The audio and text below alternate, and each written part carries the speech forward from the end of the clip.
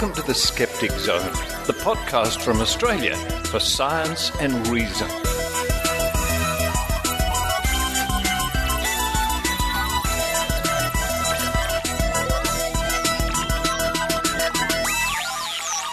Hello and welcome to the Skeptic Zone, episode number 334 for the 15th of March 2015. Richard Saunders here with you from Sydney, Australia.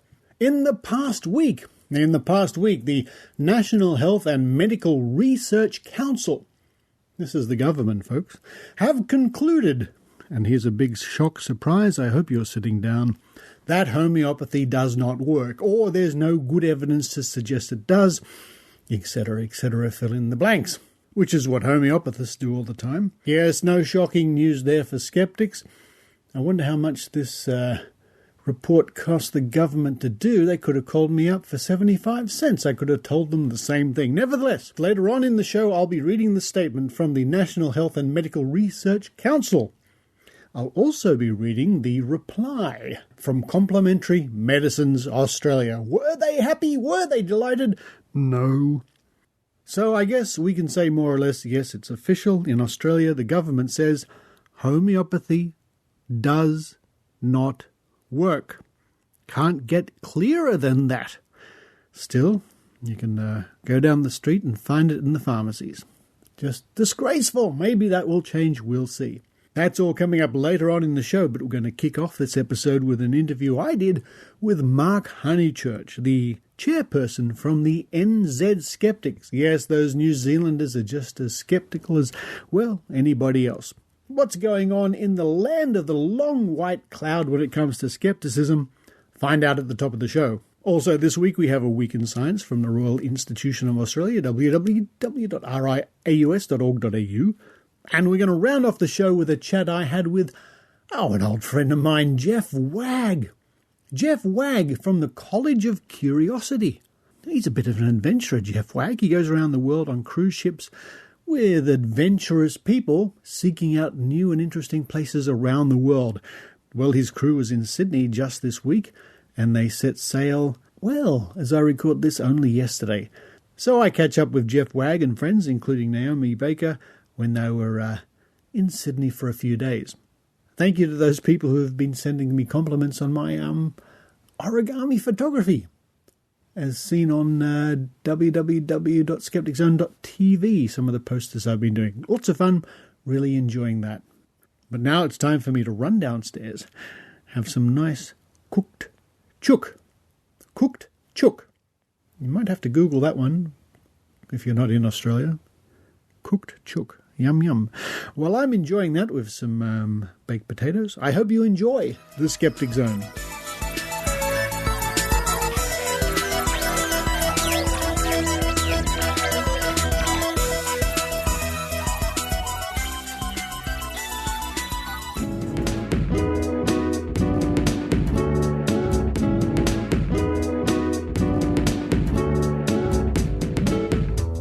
Joining me now all the way across the ditch, as they say, the ocean between Australia and New Zealand is called the ditch. I'm not sure why. It's Mark Honeychurch, the chairperson from NZ Skeptics. Hi, Mark. Hey, how's it going? You know what? It's one of those hot, stinky, humid days in Sydney, but I understand the weather in Wellington has just been wonderful. It has been an absolutely gorgeous summer, which is very rare for Wellington, but I'm not going to complain. How long have you been in Wellington? 8.5 years, I think now. It's been a while, and so I've had a lot of bad summers over here. And of course, for the sake of our international listeners, Wellington is the capital of New Zealand. In fact, I was the guest of the NZ Skeptics many years ago, and I'm trying to think when that was, around 2003 or 2004.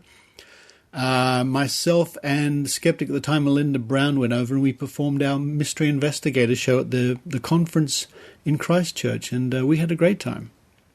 Ah, nice. No, well, good to hear that you've been over, and maybe we should get you back over here again at some point. I wouldn't object to that. New Zealand is a wonderful place. I thoroughly enjoyed it. It was charming, absolutely a staggering place. Well, it's famous now because of Lord of the Rings, of course. People from all around the world want to go there and visit Middle-earth. But apart from that, which is beautiful enough, it is a wonderful place. But let's talk about skepticism in New Zealand and what the NZ Skeptics have been up to. And maybe we can start off by, if I can ask you, how long has the organisation been around, more or less? I believe it's been around since 1986, and since then I think it's been continuously providing both a journal and a yearly conference. So it's been a fairly steady organisation for all the years since it got started, which is quite nice to see. That's impressive. 1986 is a good track record. Australian Skeptics date back from 1981, so again, a nice backlog of years and investigations and articles and reports under your belt. But let's look at the present and maybe into the future. What's happening at the moment with NZ Skeptics? Well, at the moment, we're actually focusing as a committee on a lot of internal stuff. So, for example, we've just had a new logo designed, which it's really nice. It combines the Kiwi, which is classic New Zealand, the Koro, another nice New Zealand symbol, and the designer managed to get a question mark in there as well. And they all work really nicely together, and they suggest skepticism and New Zealand, which is, we were so chuffed when we saw the logo that came out at the end of our process. It's a good, bold new look for the NZ Skeptics. That's interesting to hear that, and I must say I have had a peek at your new logo, and it's great. I love it because our original logo at the Australian Skeptics is a koala. We still use it. There's a koala with a magnifying glass. So we sort of worked in the local wildlife. But more recently, and for many years now anyway, the logo has been the map of Australia bent and distorted into a question mark. Yeah, and I have to say that I think the Australian Skeptics logo was a little bit of an influence on what we asked our designer for. The idea of having something that was nationally identifiable, it seemed like you guys had got it right with that one, that nobody could mistake your logo for the Skeptics anywhere else in the world. Yeah, I think you're right. Now, what are some of the things that you've been getting up to lately, and by way of maybe investigations or maybe activity, being active in New Zealand? So we've just started a new journal. Along with the new logo, we have a new editor who's done a brand new look for our journal. It's all colour throughout now, which is really nice. The only thing we have to work out there is how to get printed in colour in a cost-effective manner. So we're looking into that.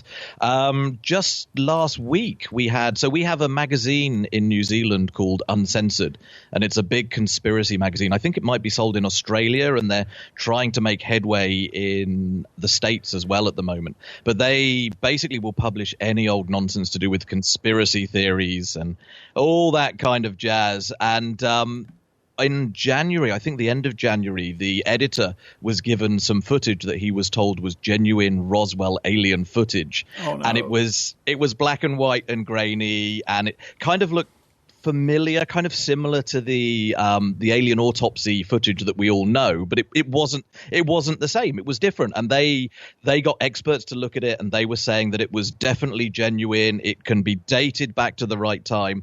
And then a reporter over here, Rebecca Quilliam, she did a little bit of investigation and found out that it was actually from a movie that was made in 2006 by a comedy duo from the UK called Ant and Dec.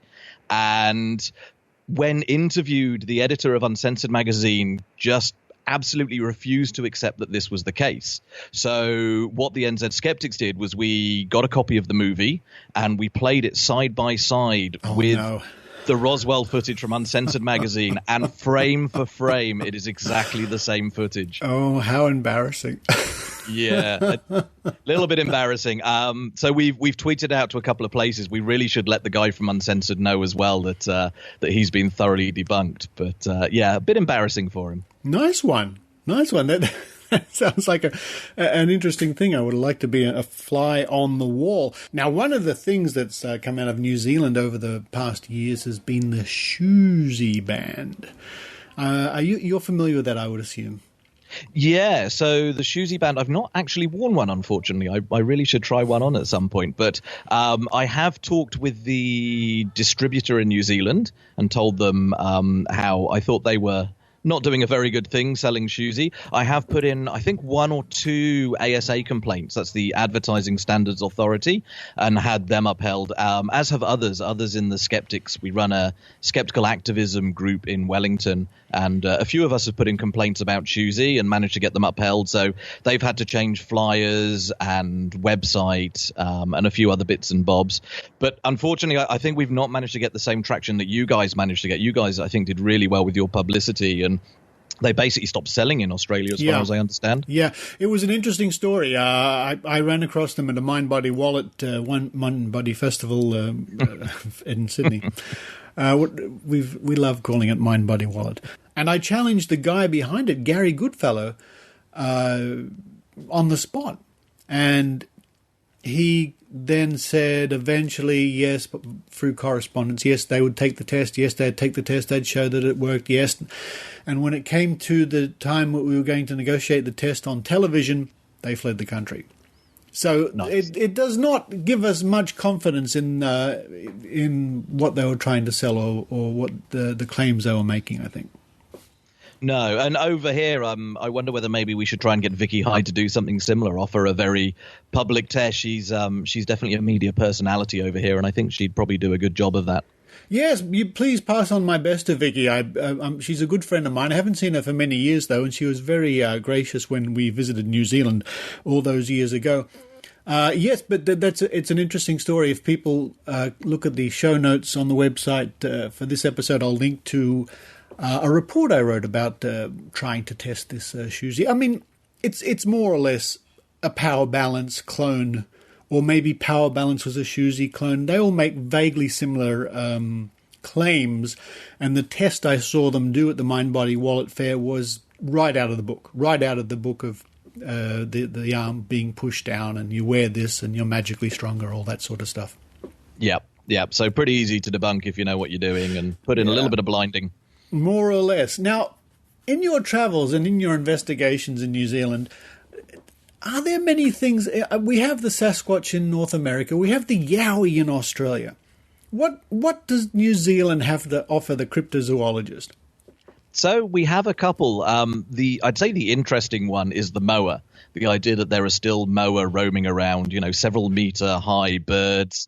Really? Yeah, so it's something that's got a little bit of history over here, and certain people swear that they've seen the moa roaming around on the South Island. So that one's nice to hear. One that I find more mundane, even though it's a little bit weirder, is there is an idea that there are moose on the South Island. Moose? That nobody's seen. Yeah, I don't know how they got over, but I think there's one guy in particular that spends a few weeks every year just roaming the bush in the South Island looking for this elusive moose that he's convinced is down there. Good. Well, there's looking for the moa and things reminds me of people in this country who spend an awful lot of time looking for the Tasmanian tiger, also known as the thylacine, and other elusive creatures in the bush. But the moa, I did not know that there are some people who think that the moa still is around. That's amazing. Yeah, I believe one of the guys that pushed the story back in maybe the late 80s just happened to own a motel very close to where he said he saw it. So not sure of what his reasoning was there or his motivations. I wouldn't like to suggest anything, obviously. Well, mind you, I could think of a lot worse things to do than to spend a couple of weeks in New Zealand looking for a moa. I think that would be a pretty nice way to spend a couple of weeks. That is a good point, actually. Even if you don't see it, you're going to have a nice time out in the bush. I think you are. And I imagine you get the same sort of thing that we get in Australia. You get the psychics on television. You get people trying to look for UFOs. In fact, now I think about it, when I was in New Zealand, Vicky gave me the raw tapes of a TV show, and there was a woman doing psychic acts on TV, and she was apparently very famous in New Zealand, but nowhere else. You still getting people who claim to talk with the dead? Yeah, I don't think they're going to go away anytime soon. And we have a few personalities over here. A couple of them became famous through the Sensing Murder TV series back in the early 2000s.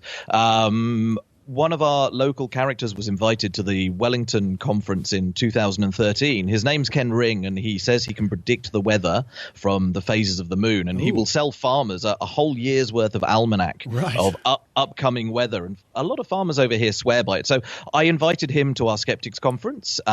He gave us a set of terms and conditions that we would never meet: $5,000, personal bodyguards, etc., etc.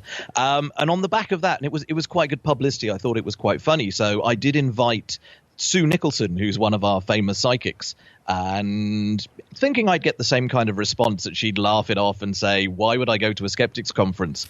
But to my surprise, she actually accepted the invite, and her only stipulation was that we would pay $500 to a charity, which for the skeptics, we were more than happy to do. So we ended up paying $500 to Women's Refuge, and we had a psychic at our conference who basically ended up talking to us for 45 minutes and then answered 15 minutes of questions from the audience, which was really good. Why not?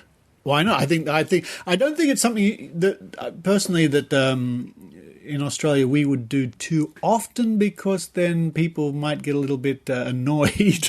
But once in a while.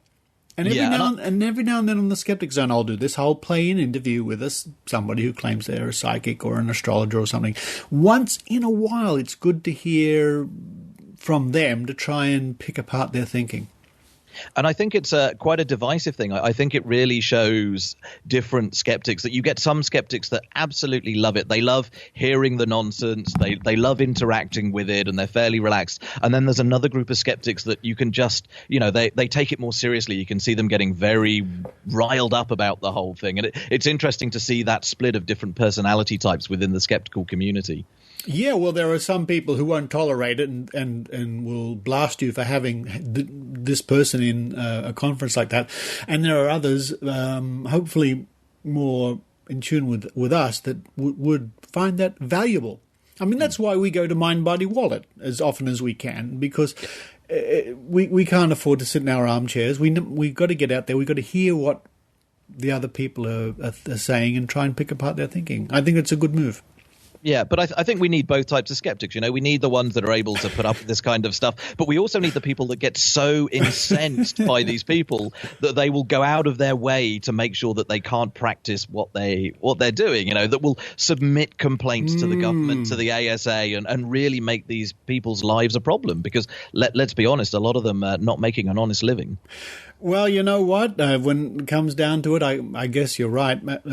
So, yes, I think you make a valid point there.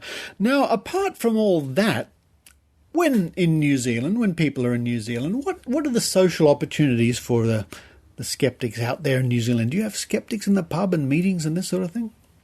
Yeah, so we have a really good network of skeptics in the pub around New Zealand, run by Gold, who is the chair before me. So I took over from him last September, and he's still running the skeptics in the pub. So we have them in Auckland, Hamilton, Palmerston North, Wellington, Christchurch, Dunedin. So we've got a good covering. So if you're in any of the major centres, just go on to meetup.com and search for Skeptics in the Pub, and they're all run through that one website. It sounds to me like that would make a great tour of New Zealand. It probably would. From one Skeptics in the Pub to the next, to the next, to the next. I wonder if they all line up so you could do that. I think if you ask them nicely, maybe they do it just for you. It did happen the weekend just gone. Lee Traynor has been touring. I think he's done the three major centres, or three of the major centres. He's done Wellington, Palmerston North and Auckland, giving a talk in all three. And I think that was Friday night, Saturday night, and the last one is tonight in Auckland. So, yeah, if you ask nicely, and especially if it's someone like you coming over and you're willing to give a 20-minute talk, maybe we could organise a pub crawl through the country for you. There are worse things I could think of. There are really hunting for a mower for a couple of weeks in New Zealand and then doing a Skeptics in the Pub trail in New Zealand. Oh, I think I know what I'm going to be aiming for this year. That sounds too good to be true. That sounds like it would be an absolute blast. Now, how can people in New Zealand especially find out more about NZ Skeptics? So you can check out our brand new website at skeptics.nz, and we've got a fair bit there. We're just putting pages on about the history of how the Skeptics started, who's running the Skeptics at the moment. We've got a lot of good information on there about just general information topics like bee pollen, whether that's something that you should be taking, astrology, homeopathy, just some nice little pages that, I guess for the layperson that's not so much a hardcore skeptic, will really get them to grips with what these things are about. And we're about to, in the next few weeks, open up most of our journal. I think much like you guys in Australia, I think everything older than a year old you have as open access. Yes. We're about to do the same, and we've got a good history. I think our history doesn't go all the way back to 86, but from the early 90s, I think we've got digital copies of all our articles, and we're hoping to open all of that up to the public. It's a wonderful idea. It's a wonderful idea because we had all these issues that are full of really good reports, really good investigations and good science. Yeah, a lot of it was certainly topical for the period it was in, but a lot of it is good no matter when you read it.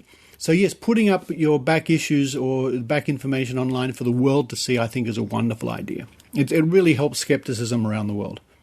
Yeah, absolutely. And I think, there's a lot of stuff there that I've been looking through recently where I've gone, if only I knew this 2 years ago when I was doing some work in this area, it would have been a really good primer and it would have saved me maybe 5 hours worth of research. So, yeah, there's some really nice stuff in there. And I think we're probably going to look at any more recent articles, anything that's in the current issue of the journal that we think is important enough that people should be able to read it. We're just going to open that up straight away as well.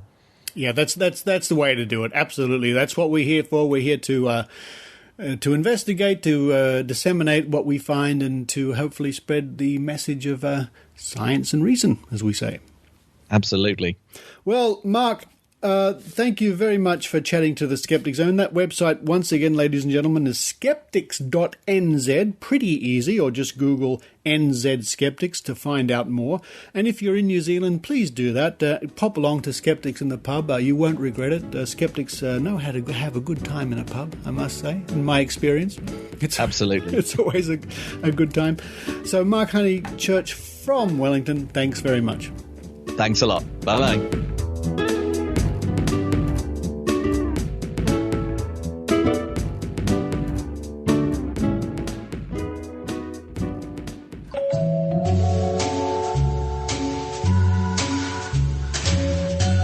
Be Reasonable is a podcast from the Merseyside Skeptic Society, hosted by Michael Marshall. In each monthly interview, we'll examine beliefs from outside of the mainstream, exploring how those views are constructed and what evidence people feel supports their case. In the latest episode, I speak with Mike Buchanan, leader of Justice for Men and Boys and the Women Who Love Them, the UK's only anti-feminist political party. Whereas when a man is unemployed for a length of time and his female partner has to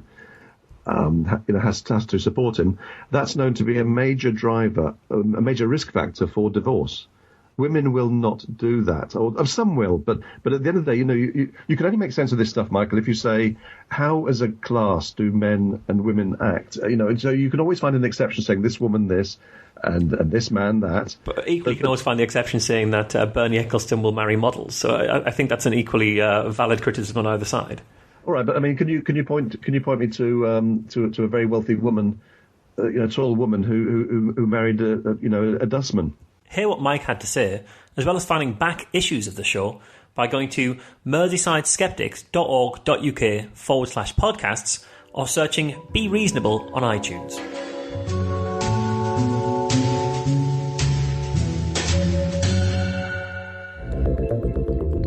Welcome to A Week in Science from RiAus, bringing you the science you need to know. Humans might be smart, have opposable thumbs, and be able to talk, but we've got nothing on the animal kingdom. Let's wander into the world of weird and wacky wildlife.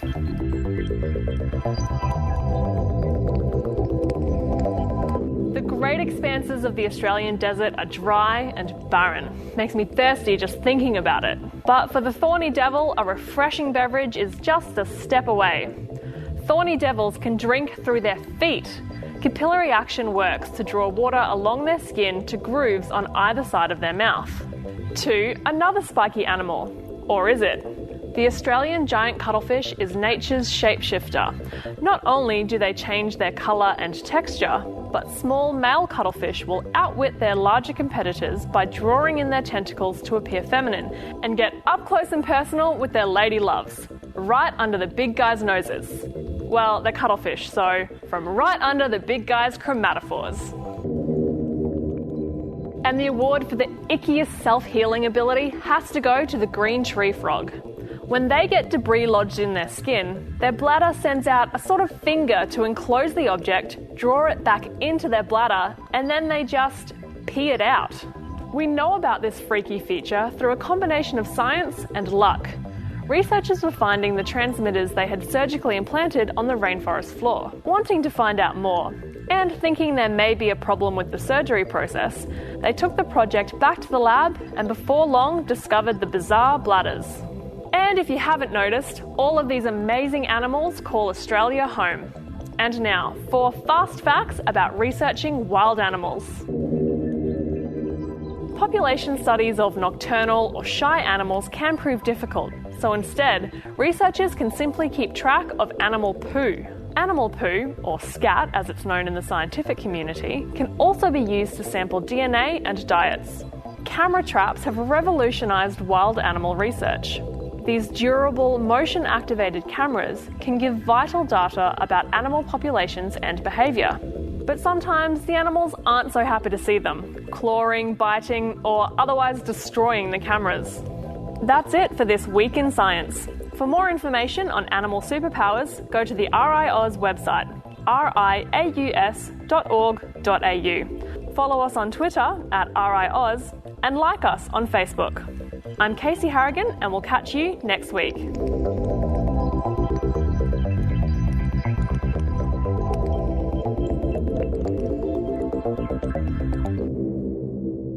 On maynard.com.au. Oh, wow. The secret language of puppies?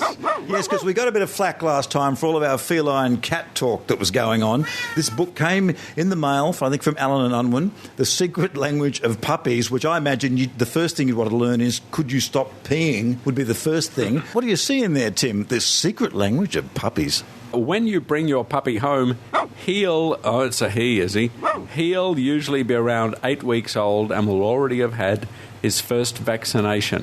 Well, there you go, anti-vaccinators. Yeah. Most dogs have been vaccinated and you don't see them being autistic, which is what the stupid anti-vaxxers think. You won't get any whooping cough from your puppy.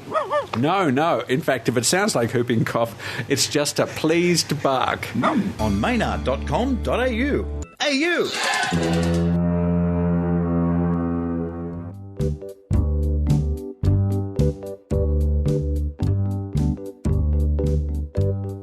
On the 11th of March 2015, the National Health and Medical Research Council released a statement concluding that there is no good evidence to support the claim that homeopathy is effective in treating health conditions.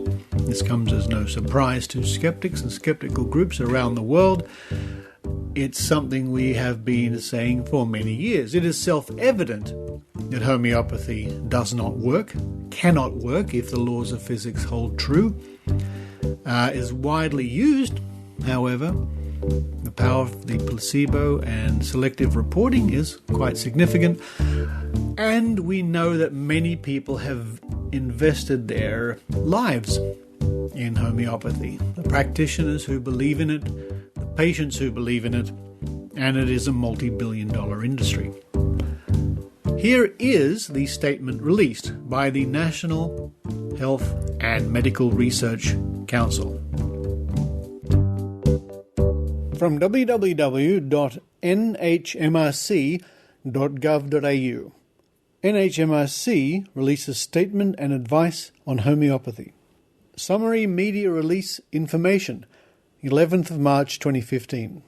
The National Health and Research Council today released a statement concluding that there is no good quality evidence to support the claim that homeopathy is effective in treating health conditions. Its release follows a thorough review of the evidence conducted as part of the NHMRC's responsibility to provide advice and support informed health care decisions by the Australian community. The conclusion is based on the findings of a rigorous assessment of more than 1,800 papers. Of these, 225 studies met the criteria to be included in the NHMRC's examination of the effectiveness of homeopathy. The review found no good quality, well-designed studies with enough participants to support the idea that homeopathy works better than a placebo or causes health improvements equal to those of other treatments. Although some studies did report that homeopathy was effective, the quality of those studies was assessed as being small and/or of poor quality. These studies had either too few participants, poor design, poor conduct, and/or poor reporting to allow reliable conclusions to be drawn on the effectiveness of homeopathy. According to CEO Professor Warwick Anderson, quote, "All medical treatments and interventions should be underpinned by reliable evidence. NHMRC's review shows that there is no good quality evidence to support the claim that homeopathy works better than a placebo," end quote.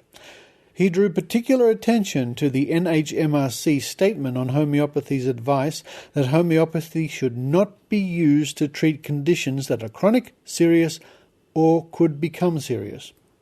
Quote, "People who choose homeopathy may put their health at risk if they reject or delay treatments for which there is good evidence for safety and effectiveness. People who are considering whether to use homeopathy should first get advice from a registered health practitioner and in the meantime keep taking their prescribed treatments," end quote. He emphasized that health practitioners should always offer treatments and therapies based on the best available evidence. Quote, "Each year, NHMRC funds research to test treatments and procedures offered to patients, with more than $320 million spent on clinical and health services research in 2014, end quote, Professor Anderson said. Quote, "NHMRC conducts reviews of evidence on a range of health topics which is developed into guidelines or advice. Examples include clinical practice guidelines on the management of overweight and obese and the Australian Dietary Guidelines," end quote, he said. Quote, "It is important that the public has access to independent, high-quality advice when it comes to making decisions about healthcare. From this review, the main recommendation for Australians is that they should not rely on homeopathy as a substitute for proven effective treatments. This statement was a result of a rigorous examination of the evidence and used internationally accepted methods for assessing the quality and reliability of evidence for determining whether or not a therapy is effective for treating health conditions. NHMRC is also aware of strongly held views on the topic, so it is important to note that the process was thoroughly consultative and the public was invited to submit information and evidence, all of which was considered by our expert working committee," end quote. The findings of the Homeopathy Working Group's review are summarised in the final NHMRC information paper, Evidence on the Effectiveness of Homeopathy for Treating Clinical Conditions, also released today. Its release follows the public consultation on the draft information paper in 2014. The statement, information paper and frequently asked questions are available on the NHMRC website. And that, of course, is nhmrc.gov.au.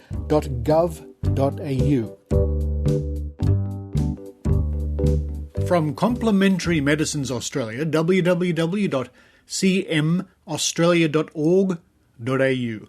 Media release, 11th of March 2015. CMA disappointed with NHMRC statement on homeopathy. Complementary Medicines Australia, CMA, today responded to the position statement by the National Health and Medical Research Council, NHMRC, on homeopathy by reiterating its concerns into the NHMRC's methods used to review the evidence of the effectiveness of homeopathy. Mr. Carl Gibson, Chief Executive of CMA, said, quote, "We are very disappointed with the position taken by the NHMRC, especially when a number of independent experts in the sector have expressed strong concerns with the methodology of the review, according to information obtained from the NHMRC under Freedom of Information laws," end quote. Quote, "The NHMRC review on homeopathy had 5 fundamental flaws. 1. Shoddy methodology. NHMRC provides no adequate explanation of why randomized controlled trials, RTC, were excluded from the review. The NHMRC decision not to adhere to a search of level 1 evidence as per international standards should certainly be justified. 2. Selective research. The choice of databases searched was not broad enough to capture the balance of complementary medicine specific content and exclude non-English studies. 3. Lack of expertise. NHMRC did not appoint a homeopathic expert to the review panel. 4. Flawed evidence. NHMRC did not provide an adequate explanation of why only systematic reviews were used where systematic reviews have inherent weaknesses as a reliable source of evidence. 5. Ignoring opinion of experts. 2 out of 3 experts who NHMRC consulted prior to publication expressed numerous concerns over the methodology and selective use of the data and recommended the NHMRC could not come to the very definite conclusion that it came to. The NHMRC then chose to ignore these expert opinions. Mr. Gibson added, quote, "Papers released under Freedom of Information show that the NHMRC failed to appoint a homeopathic expert to the review panel, left out randomized controlled trials, excluded all studies not published in English, and limited the choice of databases searched, which basically meant that the balance of complementary medicine specific content was omitted." End quote. Quote, "No valid conclusions can be drawn from this review except that the NHMRC has failed to uphold its own standards of ethics and quality research in this instant," end quote, said Mr. Gibson. Mr. Gibson went on to say, quote, "The NHMRC did accept that some studies reported homeopathy was effective, but has ruled them out of the review, presumably because they did not meet the narrow orthodox pharmaceutical view. Homeopathy has been around for hundreds of years, and I'm sure it will be around a lot longer than some of the critics," end quote. Ends. Another response is from the Australian Homeopathic Association Incorporated, but it goes on for about 4 pages, 5 pages, 6 pages, 13 pages, and I will provide a link to that in the show notes for this episode, or you can just Google Australian Homeopathic Association Inc., and I'm sure you'll see that letter. Needless to say, they weren't happy with the review either. Australian skeptics and other skeptical groups around the world, I'm sure, would be delighted if any homeopath or representative from a homeopathic body could pass a simple double-blind test into their potions. We now wonder why pharmacies in this country in particular keep selling these sugar pills.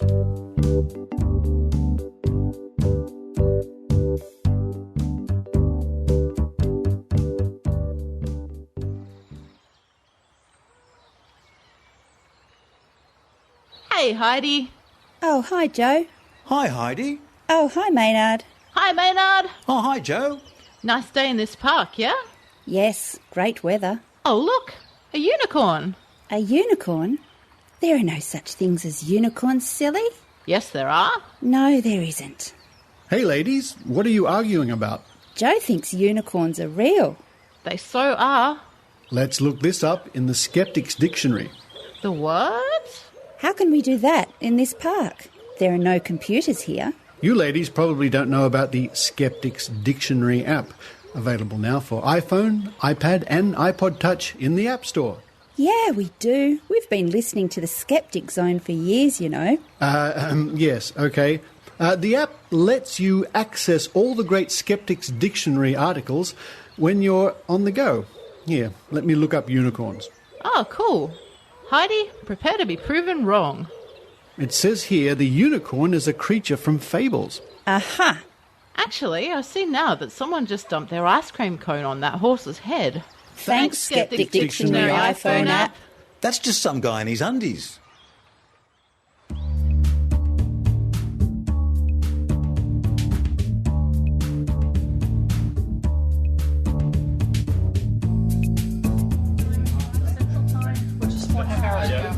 passport. In 2007, I found myself on the amazing cruise up the coast of Alaska with James Randi and a bunch of skeptics, and most of them, I think, are in this room, in this pub with me at the moment in Sydney, enjoying a nice cleansing ale. Thank you. And I'm speaking now with Jeff Wagg. Hello, Jeff. Hello.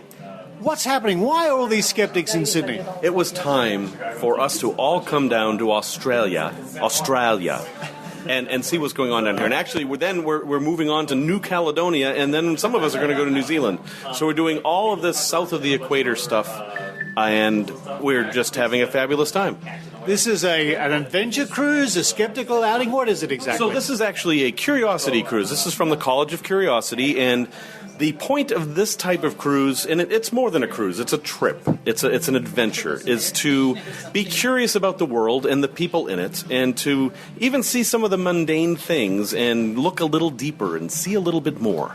Profound, Naomi. Hello, how are you? Hi, I'm quite well, thank you. It was so good to see you. It's good to see you too. It's been like 2 or 3 years. It has been a while, but we first met on this cruise up the coast of Alaska. I met you on a boat going to Alaska. In a hot tub. It was the Infinity was the name of the boat. Yes, we were in a hot tub and it was snowing on our head. It was. Yeah. With Phil Plate behind us doing sort of photo bombing, I think. Yes, that's exactly what he was doing. So I know what a wonderful time we had on that cruise, and you've been on some others too, I think. I've been on pretty much every trip that Jeff has organized, and a couple that were unorganized. One that was basically him and I only, and then some side trips to meet friends that's in Chicago, like his wedding, and meet mutual friends. And I saw him 2 weeks ago in Austin, Texas. Get around. And now I'm seeing him in Sydney, Australia. You tried to get away, but there you go. There he goes. We can't stand each other. What's the philosophy, Jeff? The philosophy is that everywhere you go in the world, there's really something interesting and new to learn, not only about the place you're going to, but yourself. You are put into an environment. For example, we're in Sydney right now. This is a major world city. People live here. They go about their lives. And they're that's me. It is true. In fact, Richard is here to prove this concept of people living here. But they do it subtly different than we do in the States, say, or where there's folks here from the UK, and we often travel with people from Canada. You awful travel with people from this. There's some Guinness talking here. They have Guinness in Sydney. Who knew?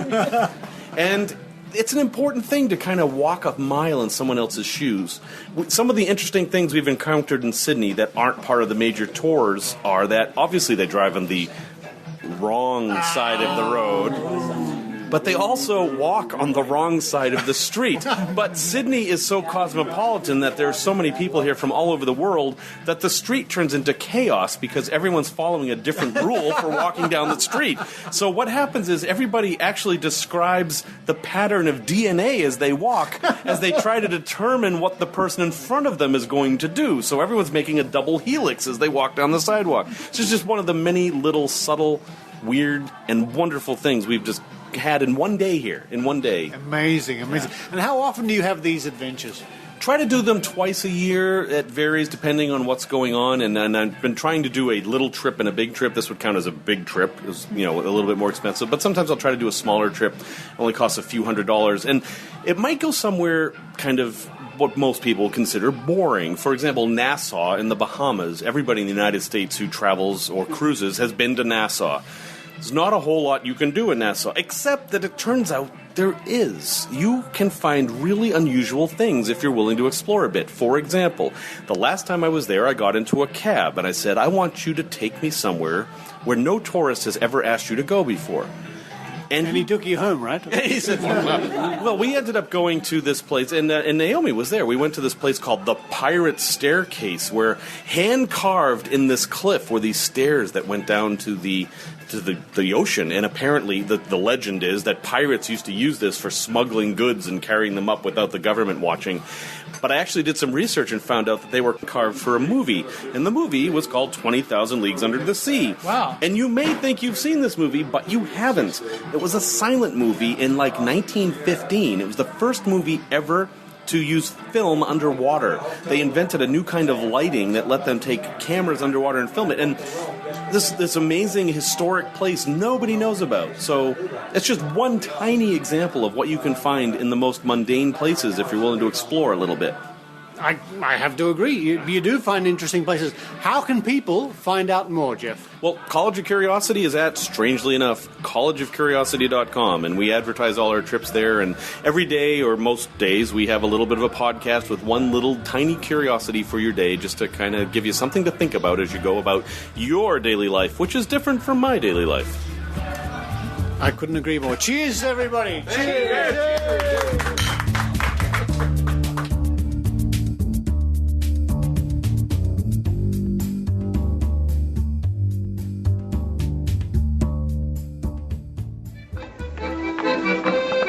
Hallo aan alle Nederlandse luisteraars. Op dit moment bent u aan het luisteren naar de Skeptic Zone voor wetenschap en kritisch nadenken. Voor meer informatie ga naar www.skepticzone.tv.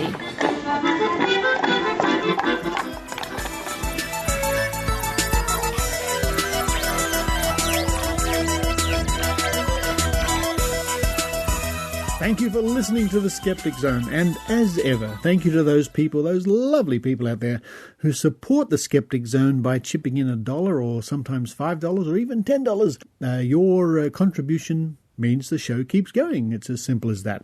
It means I can afford to spend the time doing the show. I can get my reporters nice things like microphones. I can buy Maynard lunch, things like that. Thank you again. In the coming weeks, we look forward to more reports from Maynard, from Joe Alabaster, from Heidi Robertson up there in the Northern Rivers area of New South Wales. But until next week, this is Richard Saunders signing off from Sydney, Australia. You've been listening to the Skeptic Zone podcast. Visit our website at www.skepticzone.tv for contacts, an archive of all episodes since 2008, and our online store. Please support the Skeptic Zone by following us on Twitter @SkepticZone, liking us on Facebook, and leaving a review on iTunes. You can also show your support by subscribing via PayPal for as little as 99 cents a week. The Skeptic Zone is an independent production. The views and opinions expressed on the Skeptic Zone are not necessarily those of Australian Skeptics Inc. or any other skeptical organisation.